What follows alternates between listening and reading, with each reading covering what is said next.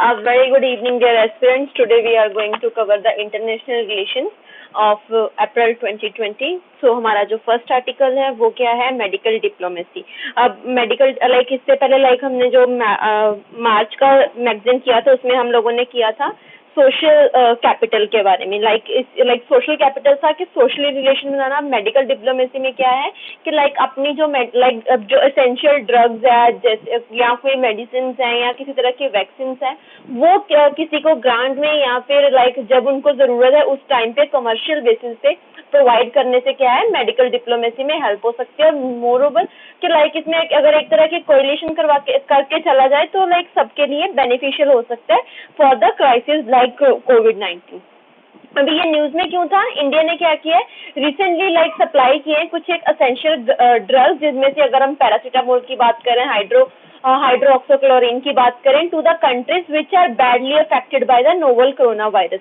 Okay, कुछ को उन्होंने फ्री में दिए एज अ ग्रांट और कुछ को for a commercial basis sale किया टू द नेबरहुड कंट्रीज, जो भी हमारी जो नेबर की कंट्रीज है। More about the news India ने जो बैन लगा रखा था हाइड्रोक्सीक्लोरोक्विन, ये दूसरे देशों में नहीं लग सकती, उस बैन को हटा दिया गया है ताकि बाकी देश में भी जा सके और ज्यादा से ज्यादा लोगों तक ड्रग्स पहुंच सके और जल्दी से जल्दी इलाज हो सके जैसे भी हो सकता है।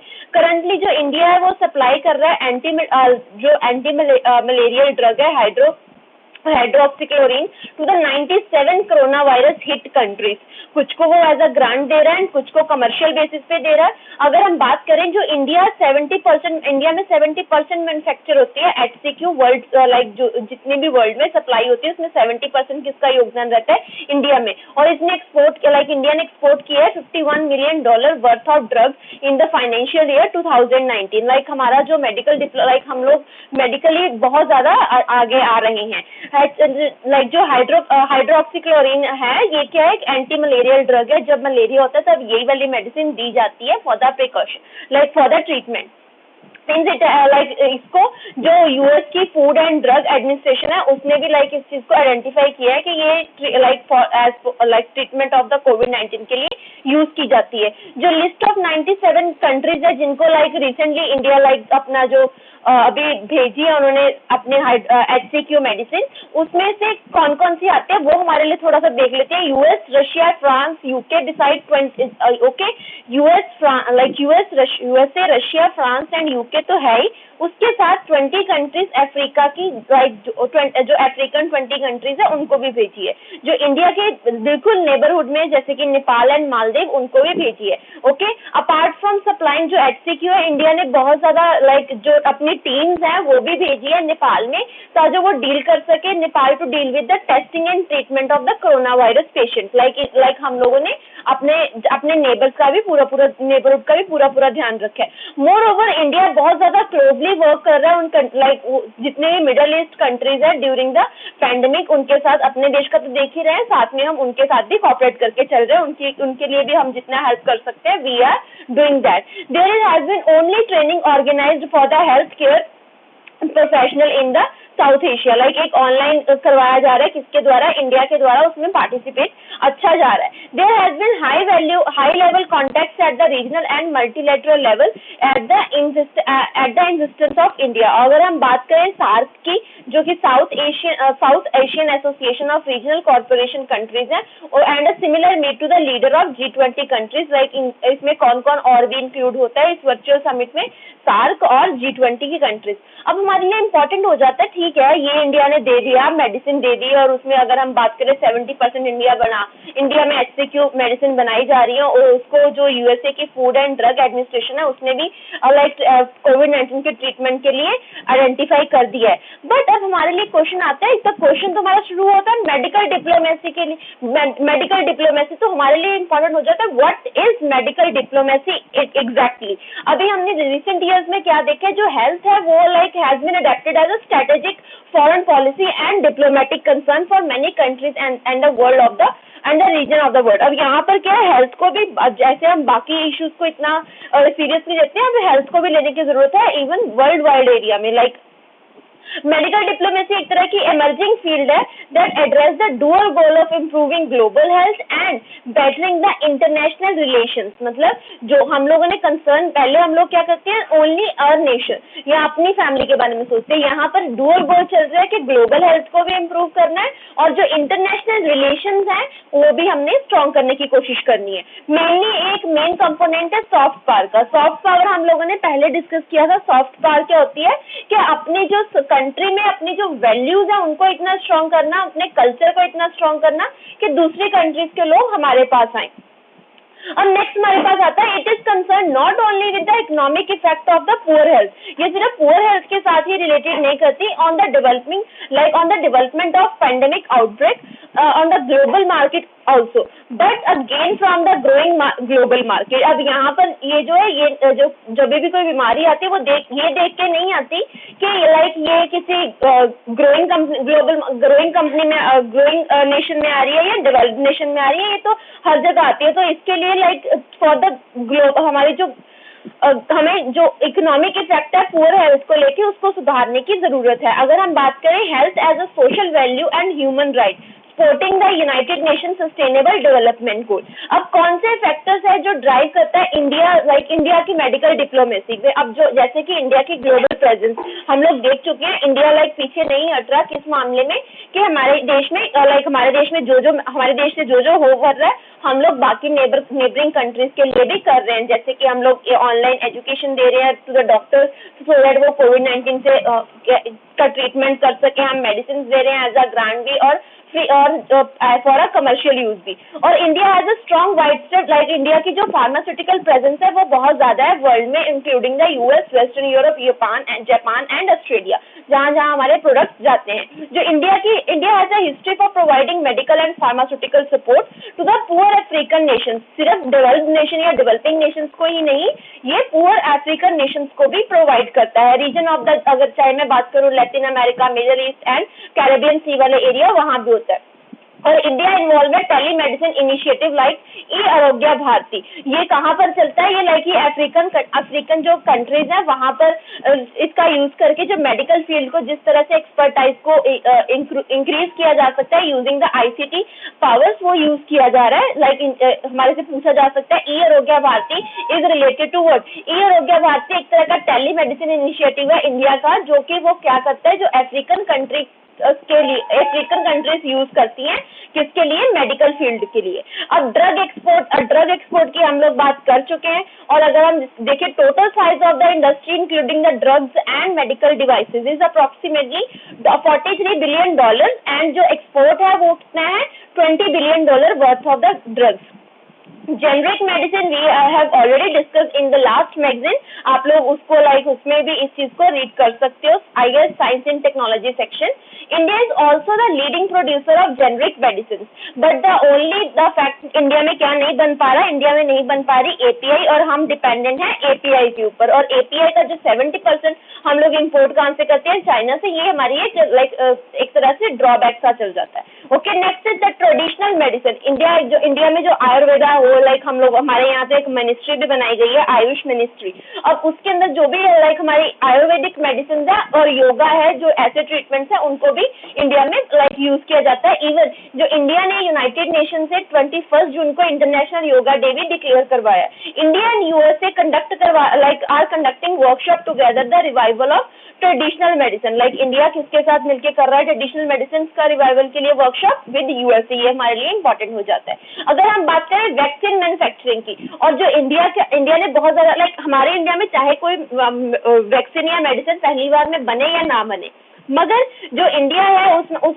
किस चीज में रोल प्ले ज्यादा अच्छा करता है कि कोई भी वैक्सीन बना सस्ते उसको कैसे लोगों तक प्रोवाइड करवाई जा सकती है। इंडिया उसके कॉस्ट पे बहुत ज्यादा ध्यान देता है, और इंडिया ने बहुत अच्छा रोल प्ले किया है vaccine for driving down prices and improving access to the vaccine and HIV/AIDS treatment के लिए भी मिलियन वर्ल्ड वाइड पीपल तक हमारे जो ट्रीटमेंट है इंडिया के द्वारा दिया जा रहा है। इंडिया इज ऑल्सो लाइक हम लोगों ने लास्ट मैगजीन में डिस्कस किया था coalition for epidemic preparedness innovation. Like इसके जो फाउंडिंग मेंबर है वो इंडिया है, जो क्या है which aligns the finance and coordinate the development of new vaccine to prevent and contain infectious disease epidemic। और दूसरी अगर बात करें ट्रेनिंग की, इंडिया जो है वो ट्रेनिंग की अपॉर्चुनिटीज भी दे रहा है टू बी अ लीडर, वो एक लीडर की तरह in the training of doctors and other medical staff for its neighbour as Indian doctor and medical specialist have been conducted online training camp.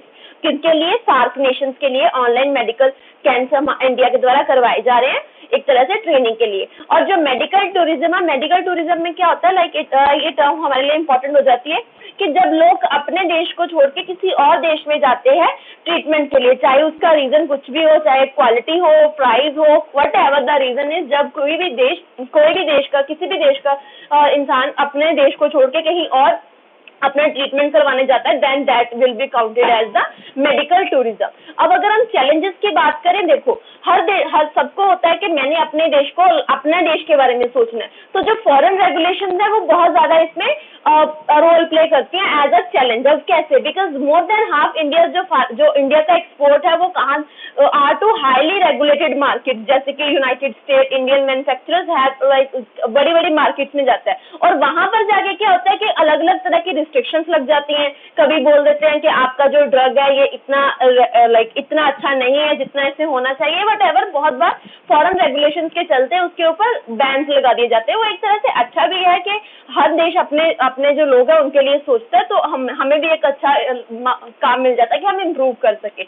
Next is intellectual property right. जो intellectual property right है, ये क्या होता है, like अगर किसी ने कोई चीज बनाई है, तो मान लो किसी ने कोई ड्रग बनाया, तो वो उसका पेटेंट करवा लेते हैं। जब वो पेटेंट करवा लेते हैं तो वो चीज थोड़ी सी महंगी हो जाती है। अब ये जो पेटेंट वाला है, ये इतनी आसानी से हमें पेटेंट नहीं मिल पाता किसी को भी, उसमें बहुत ज्यादा टाइम लगता है।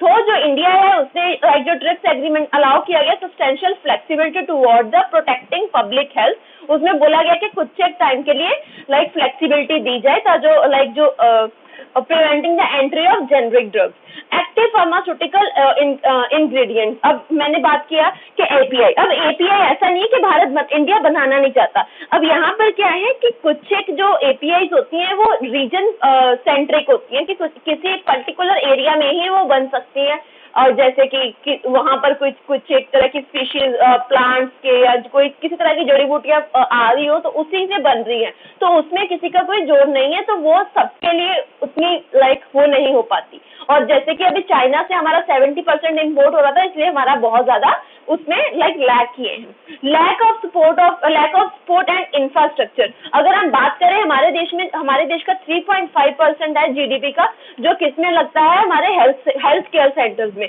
जो कि बहुत कम है। ओके, हम इस चीज को भी इम्प्रूव करने की जरूरत है। अगर ये चीज फंड इंक्रीज होंगे तभी तो इंफ्रास्ट्रक्चर में इम्प्रूवमेंट आएगी। नेक्स्ट हमारे पास वे फॉरवर्ड आ जाता है, जैसे कि जो ओवरसीज इंडियन है हमारे, जैसे प्राइम मिनिस्टर श्री नरेंद्र मोदी जी ने भी कहा था कि जरूरत है वोकल टू लोकल होने की। अब क्या है कि हम लोग तो अपने देश में वो अपने प्रोडक्ट की चर्चा कर नहीं सकते, तो इसके लिए क्या हो सकता है, जो हमारे ओवरसीज इंडियंस हैं हम वो हमारे प्रोडक्ट को प्रमोट करें, ताजो जो हमारे जो डायस्पोरा होते हैं जो हमारे इंडिया के हैं और जो इंडिया के बाहर रह रहे हैं, वो हमें हमें प्रमोट कर सकते हैं। Individual service provider for the medical tourism must locate their niche segment and market their services accordingly engaging on a long term with the targeted communities. अगर मैं बात करूं इंडिया इंडिया को जरूरत है किस पे इन्वेस्ट करने की, on the high amount in API के ऊपर ज्यादा इन्वेस्ट करने की जरूरत है। इंडिया को कोई और तरीका देखना चाहिए कि उसके हम एपीआई में लैग कर रहे हैं, तो उसके साथ हम कैसे सुधार कर सकते हैं। नेक्स्ट हमारे पास आता है collective action in the times of Covid. अब यहाँ पर जो यूके के प्राइम मिनिस्टर हैं गॉर्डन ब्राउन, उन्होंने क्या कहा है कि हमें जो मार्केट है हमें कलेक्टिवली एक्शन लेने की जरूरत है for a new global market to deal with the current crisis. Because ऐसा तो है नहीं कि ये जो दिक्कत है वो एक ही कंट्री की है, ये तो सबकी है, तो इसके लिए बेटर है हम सब एक साथ आए। अब जरूरत क्यों है? To develop the senses as the country should mark tandem in their responses to the pandemic. In such situation, countries should listen to international experts and take scientific input rather than work in the silos। मतलब अभी हमारी जो countries है उनको क्या जरूरत है कि वो सबके साथ मिलके एक साथ काम करे ताकि एक साइंटिफिक और बेस्ट सोल्यूशन आ सके, rather than कि वो अकेली ही करती रहे। बिकॉज प्रॉब्लम सबकी है तो सोल्यूशन अगर सब मिलके निकालेंगे तो ज्यादा बेस्ट निकल सकता है। Common but different differentiated responsibility as अगर हम बात करें जितनी भी हमारी जो कंट्रीज हैं may not have the kind of resources, सबके पास वो सारे रिसोर्सेज ना हो जो इस ऐसी बीमारी के साथ डील करने के लिए हो सकते हैं, जैसे कि कैपिटल रिसोर्स हो गया, इंटरनेशनल सप्लाई चेन हो गया, या शेयरिंग ऑफ इंफॉर्मेशन का हम देख लें। अभी अगर इसमें देखें कैपिटल रिसोर्सेज, लो इनकम जो कंट्रीज हैं जैसे उनको जरूरत है required international community to provide the safety net, cash transfer, food, logistic cost. For example जैसे कि सेंट्रल अफ्रीकन रिपब्लिक है, वहां पर सिर्फ 3 वेंटिलेटर्स हैं पूरी कंट्री में। कैन यू इमेजिन कि वहां पर वो कैसे करेंगे? ओके, हम लोग बोलते हैं कि हमारे पास इतना कम है, लेकिन बाकी कंट्रीज हमसे भी नीचे हैं, तो जरूरत है एक साथ आने की। International supply chain need to be put on a war time food time to produce the supply needed from, जैसे कि मास्क हो गया, वेंटिलेटर हो गया, treat rapidly growing number of patient who need intensive care, जो patients हैं, जो doctors without border, ऐसा होना चाहिए कि सबके लिए एक तरह रखा जाए। और जो वैक्सीन हैं या फिर ड्रग्स हैं, उनको जैसे वो कोई प्रोवाइड करवा सकता है उसे करवाना चाहिए। Next is sharing of information. अभी हम लोग बात कर रहे हैं कि जो कोविड-19 का पहला केस है वो नवंबर के लास्ट में ही आ गया था, बट चाइना ने कब रिवील किया? जनवरी में। तो उस वजह से क्या हुआ कि पूरे देश अब ऐसे क्राइसिस में घूम रहा है। तो बेटर है कि जो जैसे भी आपको कुछ होता है कि आप अपने डेटा को साथ साथ शेयर करते रहो, ताकि बाकी कंट्रीज उसके लिए आपको कोई सोल्यूशन बता सके और पूरे वर्ल्ड को सेम क्राइसिस से ना गुजरना पड़े। नेक्स्ट इज और क्या होता है, crowd sourcing and learning from the past experience. हम लोगों को अपने अभी एक एग्जांपल आ रही है, लिब्रिया ने एक्सपीरियंस किया था ड्यूरिंग 2014 इबोला आउटब्रेक के दौरान। उन्होंने क्या किया था, show that national leadership community driven program and local solution help slow down and spread the issue. उन्होंने अपने पुराने एक्सपीरियंस को यूज करके जो इबोला का आउटब्रेक था उसके साथ उन्होंने अच्छे से डील किया था। और बहुत सारी सक्सेस स्टोरीज है, जैसे any kind of innovation, technology, idea, ये हम लोगों ने ये नहीं देखा कि हमें जरूरत पड़ेगी तभी हम फोन बनाएंगे, फोन तो बना दिया, जरूरत तो अपने आप बन गई। तो हम लोगों को अपनी जो मेडिकल सेक्टर है उसमें भी कुछ ऐसा करने की जरूरत है। Stop reactionary forces from the miss using this situation. जो हमारे प्राइवेट सेक्टर और टेररिज्म है, इन चीजों को रोकना चाहिए कि अभी हम लोग किन क्राइसिस से गुजर रहे हैं, हम लोगों को एक साथ आने की जरूरत है, ना कि अपना इंटरेस्ट देखने की। और दूसरा क्या है, prevent erosion of the public trust. जैसे कि हम इंडिया की बात करें, इंडिया में ट्रस्ट कैसे दिख ही रहा है, तो किसी से भी नहीं छिप रहा कि कैसे हमारे जो माइग्रेंट वर्कर्स है वो अपनी एक स्टेट से दूसरी स्टेट में जा रहे हैं। क्यों? क्योंकि वो इनसिक्योर है कि हमें तो खाना ही नहीं मिल रहा, वो भी चल के। फिलीपाइंस में भी कुछ ऐसा ही है कि वहां की जो उनको पता फिलीपाइंस हो गया, अगर स्पेन एंड इटली देखे, उनके लोगों को पता चल गया कि उनकी गवर्नमेंट के हाथ में कुछ नहीं है, वो कुछ नहीं कर सकती। कुछ एक इश्यूज हैं जो चैलेंजिंग होंगे, increase the protectionism and nationalism. अब प्रोटेक्शनिज्म क्या, हर देश अपने आप को बचाना चाहता है, तो वो प्रोटेक्शनिज्म और अपने हम बोलते हैं कि we are the best, we need to do this, we need to this, हम लोग सिर्फ बोलते हैं we Indians need to do this, but यहाँ पे क्या होना चाहिए, we for the sake of humanity we have to do this. यहाँ पे ह्यूमैनिटी की जरूरत है, नेशनलिज्म की नहीं। इस चीज पे भी हमें थोड़ा ध्यान देने की जरूरत है। इंटरनेशनल xenोफोबिया। अब यहाँ पर क्या है, जो xenोफोबिया reaction the some part of the world toward the Chinese। जो COVID-19 है वो has initiated new string US China, अभी जो यूएस और चाइना के बीच में एक वॉर चलती रहती है, तो बाकी कंट्रीज ना तो यूएसए के साथ उतना करीब आती है ना चाइना के साथ, क्योंकि वो कहती है हम इनकी ट्रेड वॉर में क्यों आए। नेक्स्ट हमारे पास आ जाता है कि इसमें WHO का बहुत अच्छा रोल प्ले हो सकता है। it has been accused the understanding coronavirus risk and acting soft on the China। अब यहाँ पर WHO चाहता तो वो बहुत पहले इसको पैंडेमिक डिक्लेयर कर सकता था, या वो पहले उस पर इतनी निगरानी रख सकता था कि क्या एक्चुअल में ये जो कोरोना वायरस है वो इतना ज्यादा गहराई से फैलता है, तो इतनी तेजी से फैलता है, तो जो पहले ही उसका कोई सोल्यूशन निकाल लिया जाता। Fault lines in multi terrorism, जैसे मल्टीलेटरलिज्म, जैसे कि G20 एंड G7 कंट्रीज ये क्या करती हैं, ये बात कोई करने बैठती है, झगड़ा करके आ जाती है। अभी रिसेंटली क्या हुआ था कि उसका कोरोना वायरस का नाम क्या रखा जाए, वहां पर WHO ने असेंबली में सबको बुलाया, वहां पर इन्होंने क्या लड़ाई कर दी कि कोरोना वायरस का नाम होना चाहिए चाइना वायरस। अब ये कोई बात थी लड़ने की, वहां पर इनको ये सोचना देता है इससे बचा कैसे जाए। ये तो हमारी सिर्फ हमारी सरकार नहीं, सारे देशों की सरकार यही करती है, तो इस चीज को भी थोड़ा संभालने की जरूरत है। अब वे फॉरवर्ड में क्या है कि मोबिलाइज फंडिंग करो, लाइक फंड भेजो, जहां जहां जरूरत है, जहां फंड की जरूरत है वहां फंड भेजो, जहां पर वैक्सीन की जरूरत है वहां पर वैक्सीन भेजो, ताकि अगर आज हम किसी के लाइक ऐसा तो है नहीं कि कोई भी इस चीज से बच रहा है, तो सबके लिए हमें हेल्प करनी है और अपनी भी हेल्प करनी है। ओके, नेक्स्ट है सस्पेंशन ऑफ द डेट। जिनके पास लाइक बहुत ज्यादा जो बहुत ज्यादा कर्ज में जा रही है, हमें चाहिए कि उनको क्या होना चाहिए कि उनका जो डेट है कुछ टाइम के लिए सस्पेंड कर दिया जाए, ताकि वो एटलीस्ट अपने जो कंट्री है उनको तो अच्छे से संभाल सके, उसके बाद डेट देखते रहना। ठीक है, लाइक मार्केट लाइक हमें इस टाइम पे इकोनॉमिकली नहीं है, हमें इस टाइम पे लाइक किस तरह सोचना चाहिए, ह्यूमैनिटेरियन की तरह। अगर मैं बात करूँ रोल ऑफ WHO क्या है? वर्ल्ड हेल्थ ऑर्गेनाइजेशन है।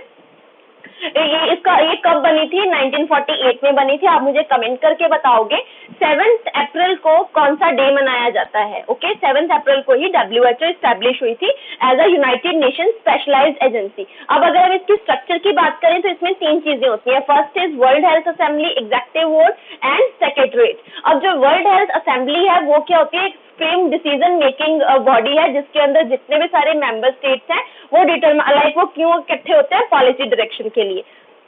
नेक्स्ट हमारे पास आता है एग्जीक्यूटिव बोर्ड। इसके अंदर क्या होता है कि टेक्निकल एक्सपर्ट्स आते हैं to overseas and implement the WHO decision, जो भी वर्ल्ड हेल्थ असेंबली ने डिसीजन लिया उनके साथ डील करने के लिए। एंड सेक्रेटरीट क्या होते हैं? उसके हेड होते हैं डायरेक्टर जनरल। इनका फंक्शन क्या होता है? WHO के as administrative and technical organ की तरह काम करते हैं। जो फंडिंग है वो कैसे आती है? फंडिंग आती है 2 तरह से। पहली आती है असेस्ड कंट्रीब्यूशन, दूसरी आती है वॉलंटरी कंट्रीब्यूशन। असेस्ड कंट्रीब्यूशन कोई भी country like country, NGO, private organization कुछ भी अगर वो चाहे तो एज अ दे सकती है एज अ ग्रांट। और दूसरी आती है असेस्ड, मतलब कि जो भी मेंबर्स है वो पे करते हैं on the basis of gross, like उनकी जो ग्रॉस नेशनल प्रोडक्ट है और उनकी जो पॉपुलेशन है उसके बेस पर। सॉरी, मैंने पहले गलत बोल दिया। जो असेस्ड है वो होती है ग्रॉस नेशनल प्रोडक्ट और पॉपुलेशन के बेस पर। जो वॉलंटरी होती है वो कोई भी पे करता है, लाइक कोई ऑर्गेनाइजेशन, कोई प्राइवेट कंपनी, कोई एनजीओ, तो ऐसे ही एसेट पे करती है। और अगर हम देखें तो WHO में सबसे ज्यादा किसने कंट्रीब्यूट किया? That is US. उन्होंने अभी तक $893 million like invest like as a contribute किए हैं WHO में। अगर मैं अथॉरिटी और टू चैलेंज द गवर्नमेंट की बात करूं, जो IHR है लाइक में क्या है? वो ग्रांट करता है WHO the authority to take the action that can challenge how government exercise sovereignty in the following weeks. मतलब जो WHO है वो कलेक्ट कर सकता है disease event information from the non governmental sources. जरूरी नहीं है कि उसने गवर्नमेंट से लेनी है, किसी नॉन गवर्नमेंटल सोर्सेज से भी ले सकता है। वो वेरिफिकेशन भी करवा सकता है गवर्नमेंट की अबाउट दैट इन्फॉर्मेशन की जो इन्फॉर्मेशन हमें दिखाई जा रही है कि वो सही है या नहीं है। जो WHO के डायरेक्टर जनरल होते हैं वो डिक्लेयर कर सकते हैं public health emergency on the international concern if they want. जो लाइक किसी भी बीमारी को पब्लिक हेल्थ इमरजेंसी डिक्लेयर करना के असूल WHO की किसी भी रूल बुक में नहीं है, बट वो कर सकते हैं अगर वो चाहें जब मर्जी। WHO has the authority to reinforce the requirements and IHR requires state parties to protect human rights when managing disease events. Okay, अब नेक्स्ट हमारे पास आता है क्रिटिसिज्म। क्रिटिसिज्म क्या? लैक ऑफ प्रिपेयर्डनेस के। WHO को लाइक हम लोगों ने अभी क्या देखा कि कोरोना वायरस कितना फैल गया, लेकिन उसने WHO ने कब इसको pandemic like national disaster declare किया? जब ये ऑलमोस्ट कितनी कंट्रीज में ये स्प्रेड हो चुका था, जबकि ये बहुत पहले कर सकते थे। और ये इस पे ऐसा भी माना जाता है कि इसके जो इसके डिक्लेरेशन में क्या आता है? डिले आता है।